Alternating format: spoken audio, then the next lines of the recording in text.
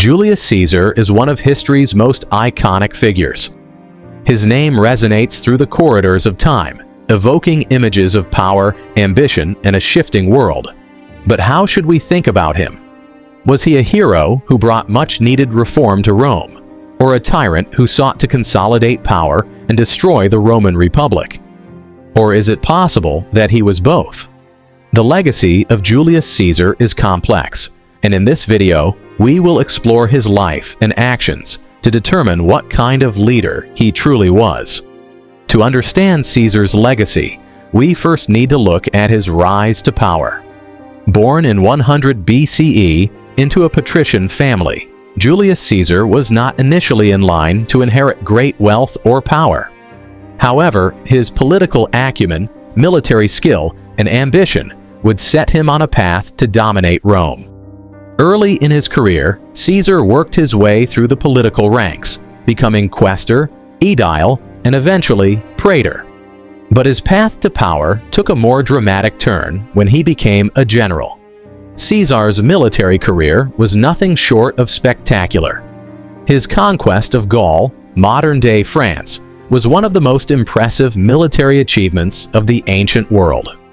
Over the course of nearly a decade, from 58 BCE to 50 BCE, Caesar expanded the Roman Republic's borders, making it the dominant power in Western Europe. His detailed commentaries on the Gallic Wars, Commentari de Bello Gallico, provide us with an invaluable insight into his military genius and leadership. In these writings, Caesar portrays himself as a hero of Rome, fighting to protect the Republic from external threats and to expand its influence. At the same time, Caesar's success in Gaul was also a political strategy. By winning battles, gaining loyal followers, and amassing wealth, he built a power base that rivaled that of the Senate, the very institution that was supposed to keep the Republic's balance.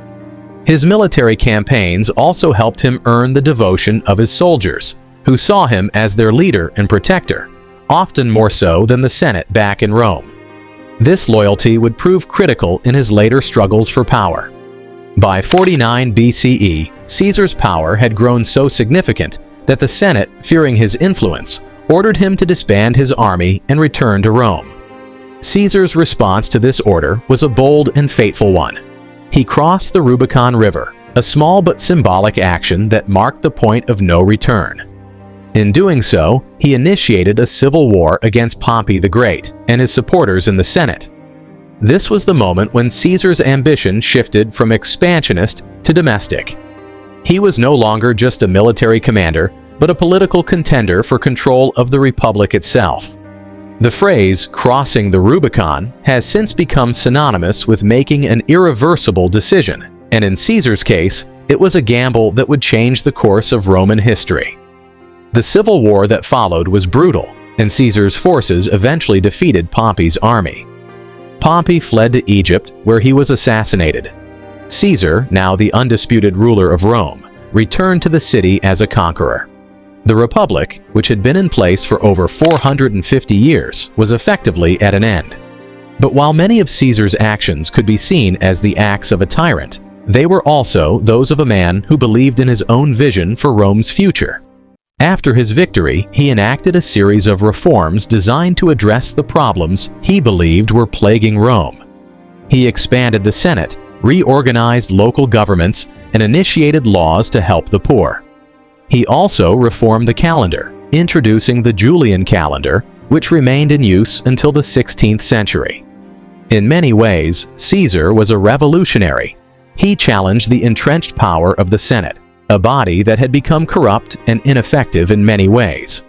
He believed that Rome needed a strong, centralized leader who could make decisions quickly and decisively, qualities that, in his view, the Senate lacked. His reforms were aimed at making Rome more efficient and fair, at least in his eyes. He also sought to redistribute land to veterans and citizens, attempting to stabilize a society that was increasingly divided between the rich and the poor. Despite his popular reforms, Caesar's actions were increasingly seen as a threat to the traditional Roman Republic. His consolidation of power, His appointment as dictator for life in 44 BCE was viewed by many as a final step toward absolute monarchy. To the Senate and many of Rome's elites, Caesar's decision to make himself dictator for life represented a betrayal of the Republic's values.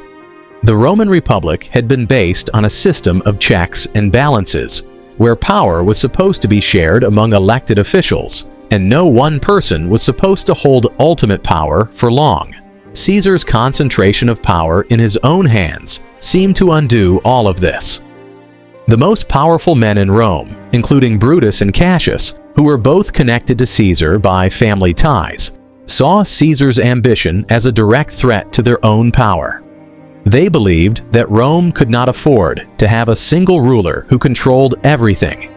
Caesar's reforms, while popular with the people, alienated the Senate and the elite class. And so, on the Ides of March in 44 BCE, Caesar was assassinated by a group of senators. The assassination of Julius Caesar did not, however, restore the Roman Republic.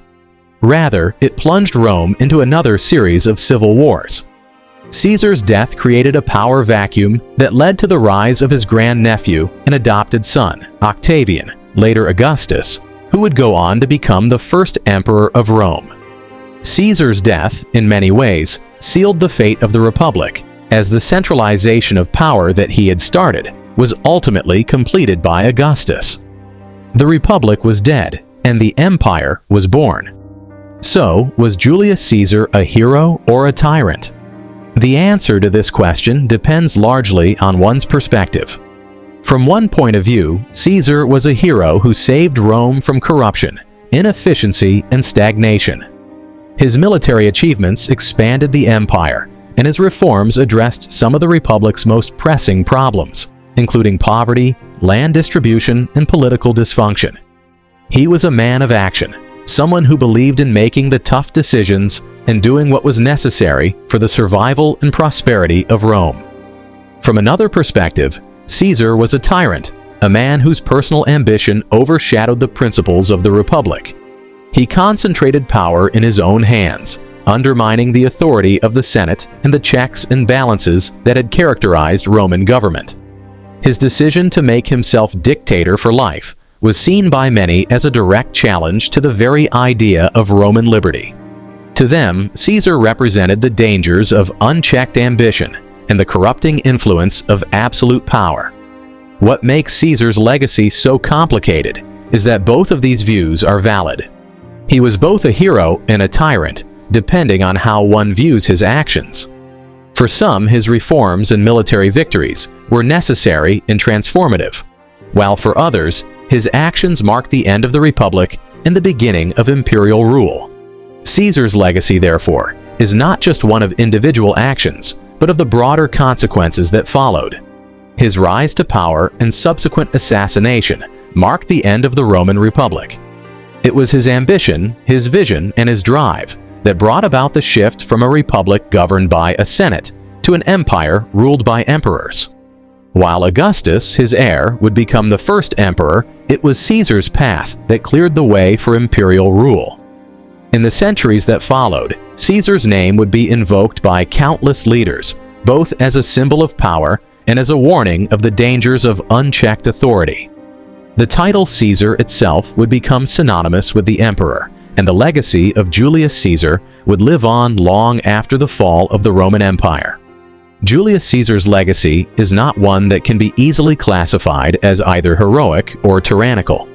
He was a man of tremendous ambition, brilliance, and vision, but also one whose actions threatened the very foundations of Roman democracy. His legacy, like his life, is complex.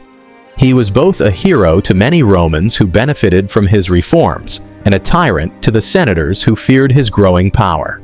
In the end, Julius Caesar's impact on Rome and on history cannot be overstated. Whether seen as a hero or a tyrant, his life and death marked a turning point in the history of the ancient world, and his legacy continues to spark debate to this day.